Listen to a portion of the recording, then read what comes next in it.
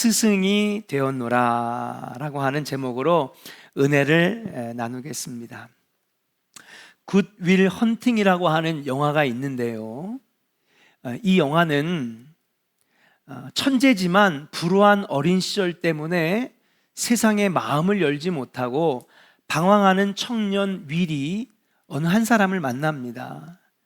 이 옆에 수염이 덥수룩하게 난 로빈 윌리엄스가 여러분 바로 방황하던 그를 붙잡아주는 인물로 나오는데요, 이 로빈 윌리엄스가 제가 미국에서 공부한 학교를 나왔어요. 바로 저희 학교 옆에 집이 있었거든요. 여러분 이 사람 잘 알죠? 죽은 시인의 사회, 하여튼 여러 가지 영화 많이 찍었잖아요. 이게 무슨 내용이냐면, 이 옆에 있는 이 교수 또한 상처를 많이 받았던 사람인데 그것을 스스로 마음을 치유하고 또 심리학을 공부하면서 이렇게 방황하는 사람들을 위해서 멘토가 되어주는, 그래서 그 청년이 천재성을 발휘하게 해주는 그런 감동 깊은 영화가 바로 굿 윌 헌팅이라고 하는 영화입니다. 이런 사람이 참 진짜 스승이구나, 이런 사람이 진짜 끌어주는 사람이구나, 멘토구나 라고 하는 것을 알게 해주는 영화죠. 이 영화는 실화는 아니지만은 옆에 있는 이 션이라고 하는 교수는 실존 인물을 가지고 만들어낸 인물이에요. 그 사람의 생애를 보면서 이런 사람이 영화에 등장하면 좋겠다 라고 하면서 시나리오를 만들고 극본의 인물을 만들어낸 것이죠. 그럼 이 사람이 어떤 사람을 보고 만드는 인물이냐? 바로 미국의 역사학자이자 사회학자인 하워드 진이라고 하는 교수입니다. 그 하워드 진이라고 하는 교수 또한 뉴욕 빈민가에서 태어난 사람인데, 그는 오랫동안 가난한 노동자의 삶을 살았어요. 그리고 그 어려움 가운데서도 틈틈이 공부하면서 나중에 교수가 되었는데, 교수가 된 다음에도 보통 우리가 좀 성공을 이루고 교수가 되고 어떤 자리에 올라가면 이전의 삶을 잊어버리기 쉽잖아요. 때로는 교만해지기도 하고 거만해지기도 하고 어깨에 힘이 들어가기도 하고. 근데 그는 교수가 된 이후에도 이웃과 제자들을 따뜻하게 온화하게 만나주고, 그가 심리학 공부도 했기 때문에 상담도 해주면서 많은 사람들을 붙잡아주는 그런 삶을 계속해서 이어가는 거예요. 계속해서 빈민가에 찾아가고 노숙자를 찾아가고 어려움 당한 사람들을 상담해주는, 자신의 지식을 행동으로 실천하는 모범을 보여줬던 사람이 바로 뉴욕의 하워드 진 교수입니다. 그는 많은 사람들에게 선한 영향력을 끼친 사람이었는데, 그의 이름이 어떤 학술적으로 대단한 것들을 만들어서가 아니라 그의 제자들이 그를 소문내기 시작한 거예요. 이 사람이 참 스승이 아니냐. 그는 실천하는 지식입니다. 그를 또는 미국인의 양심이다 라고 부를 정도로 그의 삶을 높이 평가했다라고 하는 사실이에요. 오늘날 많은 사람들이 이런 얘기를 합니다. 선생은 많은데 스승은 없다. 사전을 찾아봤습니다. 선생이란 뭘까? 물론 선생은 먼저 난 자라고 하는 한자어의 직역이기도 하지만, 일반적으로 선생님은 누구를 어떤 것을 하는 자냐? 가르치는 자라는 거죠. 근데 스승은 사전을 찾아보니까 선구자, 선한 영향력으로 이끌어내는 자, 앞장서는 자, 실천하는 자, 이런 뜻을 가지고 있다는 사실이에요. 오늘날 우리가 많은 지식을 얻게 되었습니다. 우리 아버지 세대보다, 우리 할머니 할아버지 세대들보다 훨씬 더 많은 지식, 학력도 높고요, 인터넷이 발달되면서 많은 정보와 지식들을 습득하게 됐어요. 그럼에도 불구하고 왜 선생은 많은데 스승은 없냐? 많은 지식을 가지고 서로가 가르치려 들기만 하기 때문에 그렇지 않겠는가? 그러나 앞장서고 모범이 되고 본을 보이고 선한 영향을 끼쳐서 다른 사람의 삶을 변화시키는 사람은 극히 드문 거예요. 오늘날 우리에게 필요한 것은 선생이 아니라 스승이 아니겠는가? 그런 면에서 하워드지는 아마 미국인들의 마음을 움직였던 것 같아요. 저 사람이야말로 지식을 자랑하고 지식을 가르치는 자가 아니라 그 지식을 가지고 실천하는 자다. 그러니까 그를 향하여 미국에서는 미국인의 양심이다. 따라합시다. 실천하는 지식인. 지식을 가지고 자랑하지 아니하고 가르치려 들지 아니하고 그 지식을 가지고 실천에 옮기는 자. 그런 자가 진정한 스승이 아니겠는가? 성경에도 그러한 인물이 있습니다. 어떤 인물이냐? 바로 오늘 우리가 읽은 디모데전서를 쓴 바로 사도 바울이라고 하는 인물이죠. 2000년이 지나는 긴 시간 동안에 전 세계 그리스도인들에게 가장 모범적이며 자랑스러운 실천하는 지식인이 누구냐 말한다면 너나 할 것 없이 사도 바울을 뽑을 것입니다. 그는 다른 제자들보다 뒤늦게 예수님을 만났지만은 누구보다도 예수님의 뜻을 바르게 따르기 위하여 수고하고 헌신하고 노력한 사람이라고 하는 사실이에요.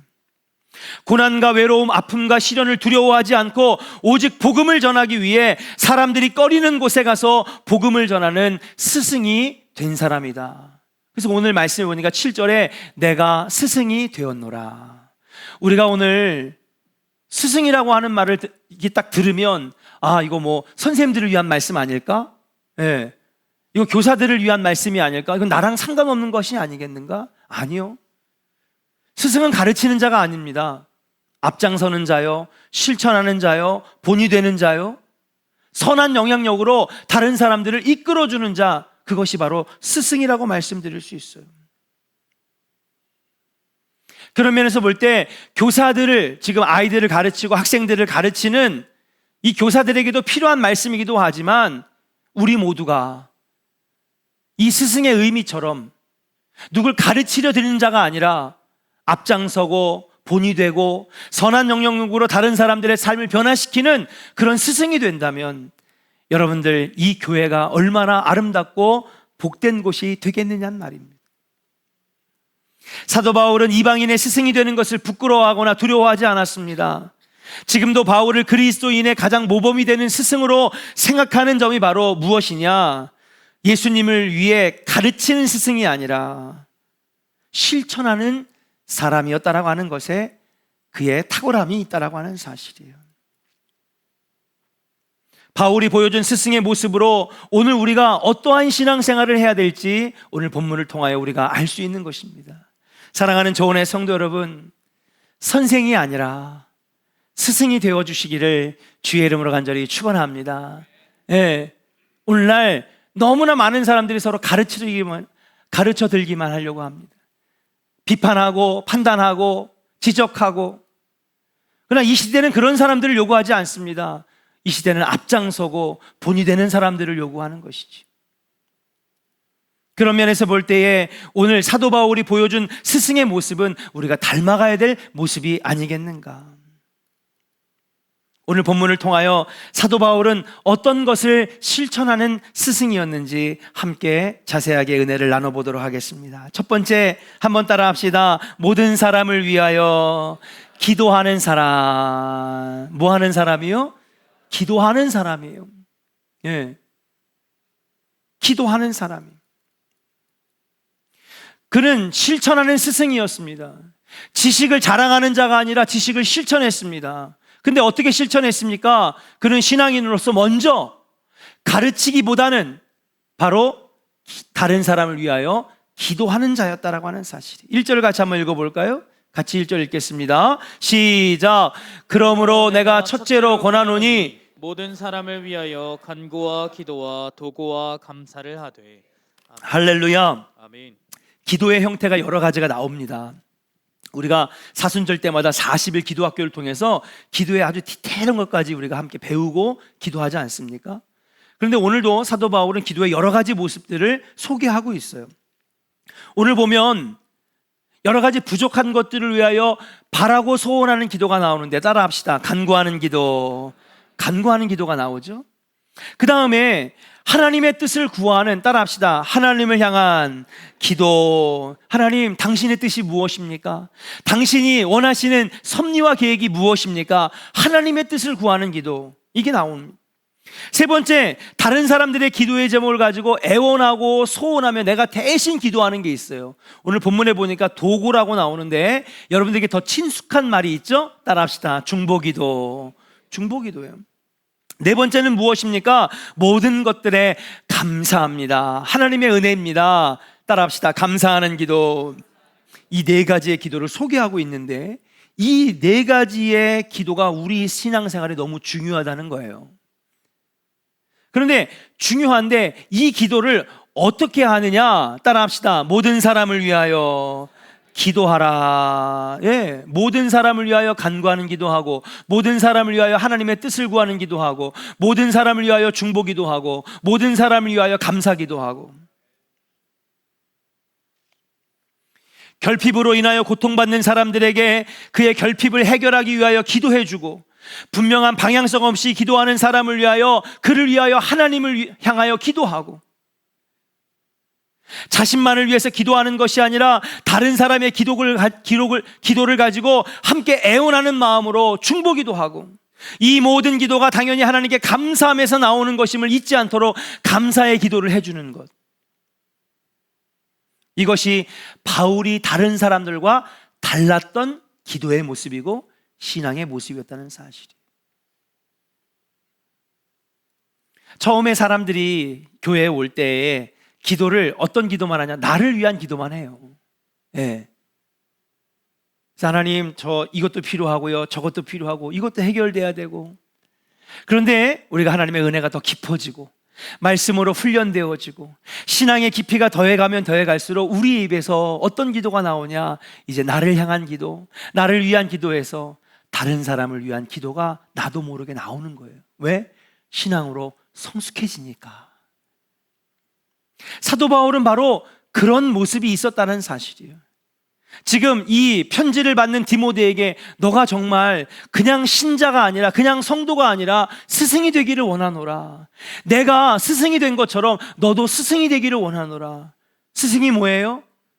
모범이 되는 자, 선한 영향력으로 이끌어가는 자, 앞장서는 자, 실천하는 자, 그러한 스승의 삶으로 바뀌어지기를 원하는데, 그 첫 번째 모습이 뭐냐?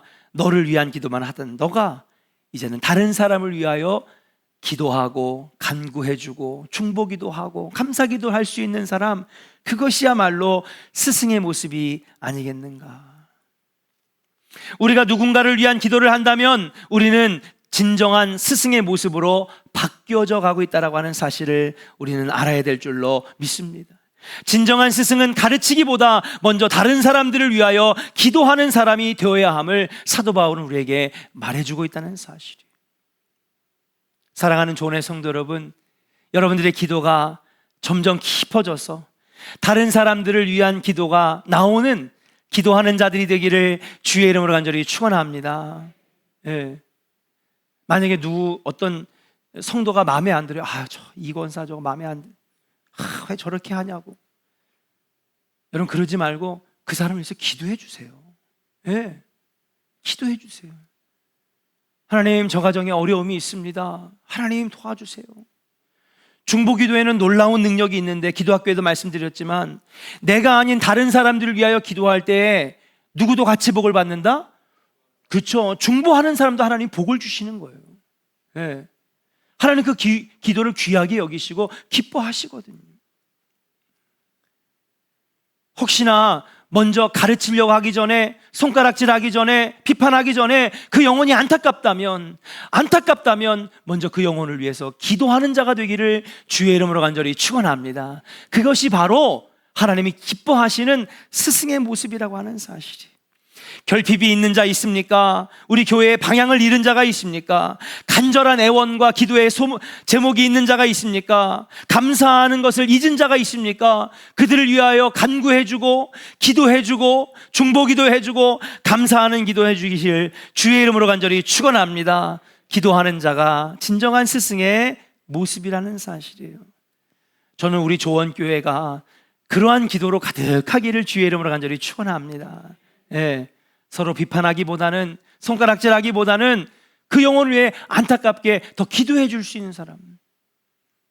그런다면 우리 조원교회는 천국교회 될 줄로 믿습니다. 우리 한번 역사에게 축복합시다. 다른 사람을 위하여 기도해 주는 자 됩시다. 할렐루야. 두 번째, 사도 바울의 모습 가운데에 스승의 모습은 어떤 것입니까? 따라합시다. 모든 사람이 하나님의 원하시는 데에 이르게 하는 사람. 네, 모든 사람을 하나님이 원하시는 데에 이르게 하는 사람이 스승의 모습이라고 하는 사실이에요. 하나님은 모든 사람이 다 진리를 알고 구원받기를 원하십니다. 4절의 말씀을 같이 한번 선포하며 읽겠습니다. 시작. 하나님은 모든 사람이 구원을 받으며 진리를 아는 데에 이르기를 원하시느니라. 아멘. 할렐루야. 아멘. 성경의 일관적인 주제가 바로 이거예요. 하나님은 모든 백성이, 모든 사람이 구원받기를 원하신대. 예. 그러니까 오늘 병수 아버님도 오신 거잖아요. 예. 하나님 너무 기뻐하시는 거예요. 예. 예수 믿고 구원받는 거, 이거보다 더 귀한 건 없거든요. 예. 우리 병수하고 이제 짝을 이룬 분도 예수 잘 믿어가지고 하늘의 복을 누리기를 주의 이름으로 간절히 축원합니다. 예. 하나님이 원하시는 뜻은요, 바로 이거예요. 하나님이 우리에게 원하시는 소원은 바로 모든 사람이 진리 안에 거하고 모든 사람이 구원받아 천국 가는 것이 하나님의 뜻이에요. 이 일을 위하여 예수님이 십자가에서 죽으시고 또 부활하셨으며 다시 오시리라 약속하셨습니다. 그리고 우리는 주님이 다시 오실 때까지 먼저 택함받은 제자로서, 하나님의 자녀로서 모든 사람들을 주께 인도할 사명과 의무가 있다는 사실이에요. 그 어떤 사람이 실천하는 자냐, 어떤 사람이 선한 영향력으로 모범이 되는 자냐, 바로 이 구원의 사역에 앞장서는 자가 진정한 스승이라는 사실이에요. 모든 사람이 구원의 진리를 알고 구원에 이르도록 제자로 부름받은 우리가 힘쓸 때에 우리는 그냥 성도에서, 아니 교회 다니는 신자에서, 교인에서 우리는 더 성숙한 스승의 단계로 올라갈 수 있다고 하는 사실이에요. 사랑하는 조은혜 성도 여러분, 여러분들이 일찍 택하시고 교회로 인도하시고 예수 믿게 부르신 이유가 뭔지 아십니까? 그것은 바로 여러분들을 통하여 다른 사람들이 예수 믿고 구원받게 하시려고, 진리 안에 거하게 하시려고 여러분들을 부르셨는 줄로 믿습니다. 그 사명을 한번 감당해 보세요. 주님께서 말씀하신 것처럼 먼저 그의 나라와 그의 의를 구했더니, 따라합시다. 이 모든 것을 너희에게 더하여 주시리라. 여러분 필요한 거 간구 안 해도 돼요. 예, 기도 안 해도 돼요. 주님은 이미 여러분들이 필요한 걸 알고 계세요. 굳이 구하지 않으셔도 하나님 다 아신다니까요. 문제는 그 복을 어떻게 받느냐? 많은 사람들을 위하여 복음을 증거하고 구원의 길로 이끌어내며 그들을 진리 안에 거하도록 인도해내는 사명을 감당하면 아버지가 여러분들의 필요한 것들을 다 채워주실 줄로 믿습니다. 안 구해도 돼요. 아버지는 이미 다 알고 계신다. 건강이 필요한 자, 물질이 필요한 자, 승진이 필요한 자, 여러분들의 필요한 것들을 다 이미 하나님은 아시는 거예요. 문제는 우리가 맡겨주신 사명을 감당하면 아버지께서 이 모든 것을 다 아시고 더해 주신다라고 하는 사실인 줄로 믿습니다. 그러므로 교회 다니는 신자에서 성숙한 스승의 모습으로 본이 되는 자, 실천하는 자, 선한 영향력의 성도가 되는 것은 무엇입니까? 이 사명을 감당하는 자라는 사실을 우리는 잊어서는 안 된다는 사실이에요. 자, 그렇다면 여기에서 어떤 사람들? 모든 사람들이래요. 오늘 보니까 모든 사람이 구원을 받으며 그 사람들이 다 진리를 아는 데 이르기를 원하신다 그랬어요. 그럼 모든 사람은 어떤 것이냐? 바로 보편적인 구원의 대상을 말하는 것입니다. 다시 말하면요, 누구나 다 구원의 대상이라는 사실이죠. 여기에는 가족도, 이웃도, 가난한 자도, 부유한 자도, 외국인도, 외국인 노동자도, 심지어는 저 북녘 땅의 북한 사람들도, 여러분들이 정말 미워하고 싫어하는 원수까지도 다 주님의 구원의 대상인데, 우리는 그들에게 편견 없이 다가가서 복음을 전해야 될 의무와 사명이 있다는 사실이에요. 사도 바울은 모든 사람이 구원받기를 원하시는 것이 하나님의 뜻임을 알고, 오늘 보니까 내가 이방인의 스승이 되었노라. 이방인의 스승이 되기 위한 어떠한 비난이나 질책도 감수했으며 자신의 권리를 기꺼이 포기하면서도 복음 전하는 것을 그치지 않았어요. 왜냐? 하나님이 원하시는 뜻이 바로 모든 사람이 구원에 이르는 것이 하나님의 소원이었기 때문임을 알았기 때문인 줄로 믿습니다. 사랑하는 조은의 성도 여러분, 교회를 다니는 성도에서 더 깊은 스승의 자리로 나아가기를 주의 이름으로 간절히 축원합니다. 여러분 가정 안에 혹시나 예수 믿는 걸 싫어하는 사람이 있습니까? 예. 목사님, 아유, 제 남편 더 이상 얘기하지 마세요. 저 포기했어요. 냅두세요. 그냥 저렇게 살다 가게. 포기하지 마세요. 절대 포기하지 마세요. 예. 같이 천국 가야 될 거 아니에요. 예? 그리고 여러분, 우리가 그들이 마음의 문을 여는 건 성령이 하실 일이고 하나님이 하실 일이지 우리가 판단하면 안 되는 거예요. 우리는 그저 천국 가는 그날까지 맡겨진 사명 감당하면 돼요. 여보, 예수 믿으세요. 교회 갑시다. 예수님이 우리를 사랑하셔서 예수 믿기만 하면 우리가 천국 간대요. 우리는 전하기만 하면 돼요. 이 사명 감당하기만 하면 돼요. 구원에 이르도록 그들을 이끌기만 하면 돼요. 그들의 마음을 여는 것은 하나님이 하시는 역사인 줄로 믿습니다. 근데 우리가 스스로 안 돼요. 냅두세요. 포기 못합니다.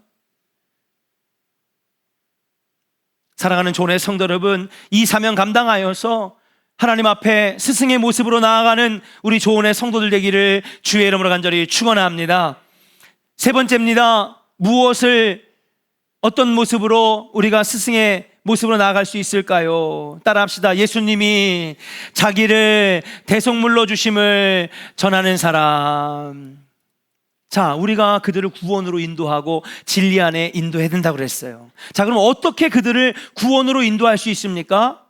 바로 예수 그리스도께서 모든 사람들을 위해 대속물이 되셨다라고 하는 복음을 증거하는 거예요.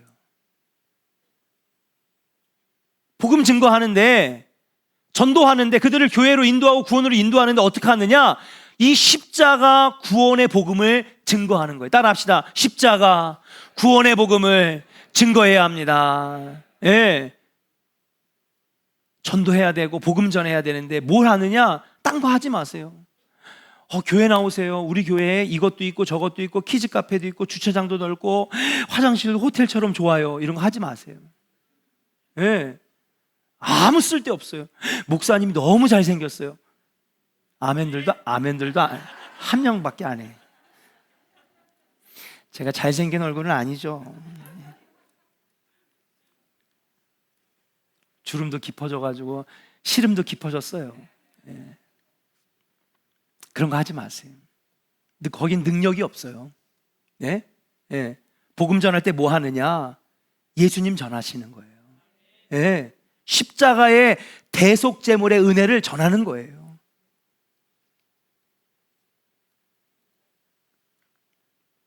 세상에 많은 민족들이 있습니다. 그 민족마다 고유의 종교들이 있는데 그들의 신도 다 구원을 얘기해요. 예. 불교에 가면 관세음보살, 눈이 1000개가 달렸대. 그래가지고 세상 모든 사람들의 아픔과 슬픔과 고통을 다 볼 줄 알아. 그들을 그래서 시름에서 건져가지고 평안으로 인도하는 거예요. 그게 구원이에요. 관세음보살이 구원해 준대. 어떻게? 근데 그들의 구원은요, 천국이나 지옥으로 가는 그런 개념이 아니에요. 그들은 뭐예요?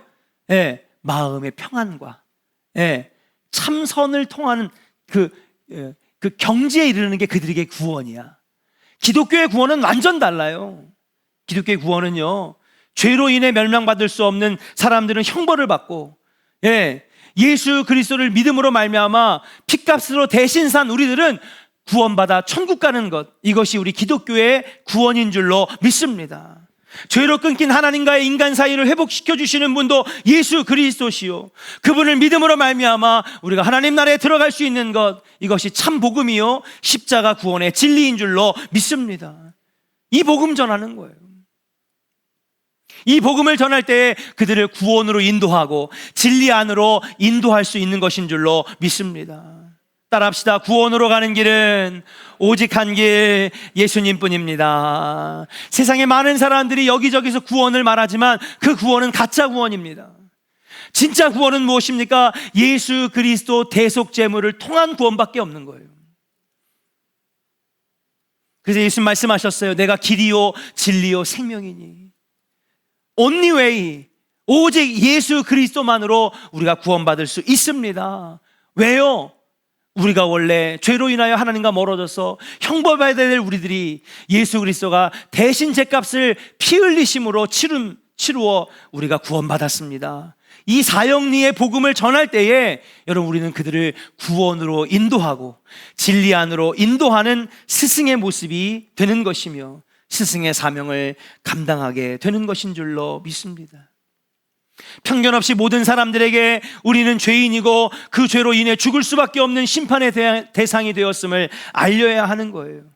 그러나 예수님께서 대속제물 대신 죄값을 치르시고 우리를 죄에서 구원해 주셨다는 사실, 이제 그 예수 그리스도를 믿기만 하면 생명의 길, 구원의 길로 갈 수 있다는 사실을 전하는 것, 그것이 바로 참 스승의 모습인 줄로 믿습니다.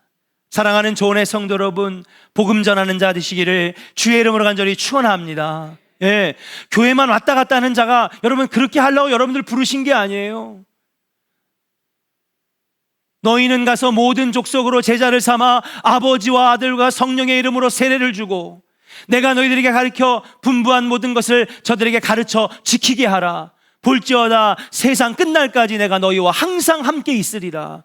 주님이 함께 해주신대요. 우리를 먼저 부르신 이유는 복음 전하게 하시려고, 저들을 구원으로 인도하게 하시려고 우리를 부르셨는 줄로 믿습니다. 그럼 우리가 이 사명 감당해야죠. 그럼 보세요, 하나님이 얼마나 축복해 주실지, 하나님이 얼마나 놀라운 것들로 여러분들에게 은혜를 부어주실지. 사랑하는 여러분, 스승의 자리로, 더 거룩한 은혜의 자리로 나아가시기를 주님의 이름으로 간절히 축원합니다. 그럼 마지막으로 사도 바울은 이렇게 고백합니다. 따라합시다. 내가 스승이 되었노라. 처음에 제가 이 말씀을 접했을 때에 디모데의 선생님이니까 내가 스승이 되었다, 난 그런 뜻인 줄 알았어요. 근데 보니까 여기서 말하는 스승이 되었다라고 하는 것이 뭐냐 하면, 내가 복음을 전한 너희들 앞에 실천하는 자, 그죠?